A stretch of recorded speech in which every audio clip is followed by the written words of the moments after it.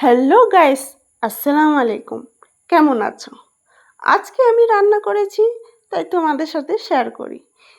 এটা হচ্ছে মোটা চালের ভাত, তাই আমি ভাতটা নিয়ে নিচ্ছি একটা থালিতে। তোমাদের ভাইয়া যতটুকু খাবে ততটুকুই দিচ্ছি আমি একটা থালাতে ভাত। এটা সাদা ভাত, একটা থালাতে আমি নিয়ে নিলাম। আর এটা কি জানো? শাক ভাজি। ভালো ভালো হয়েছে। এটা শাক ভাজিটাও আমি একটা সাইডে নিয়ে নিচ্ছি। আর কি রান্না হয়েছে? এটা কি বলো তো? এটা কলার সানা, কলার ভর্তাও বলতে পারো, কলার সানাও বলতে পারো।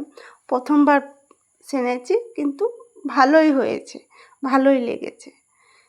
তোমরাও এরকম করে সানবে, ভালোই লাগবে। আর এটাও আমি একটা সাইডে নিয়ে নিয়েছি।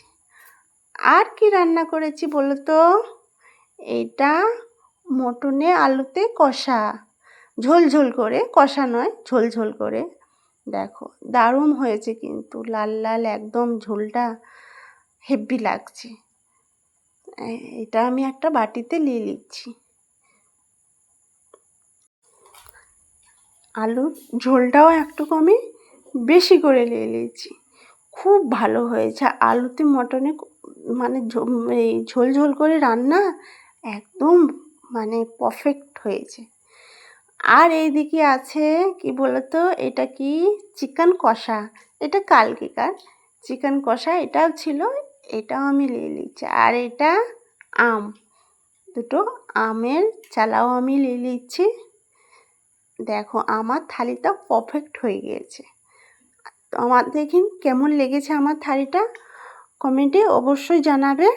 আর আমার ভিডিওটিকে লাইক সাবস্ক্রাইব অবশ্যই করবে কিন্তু।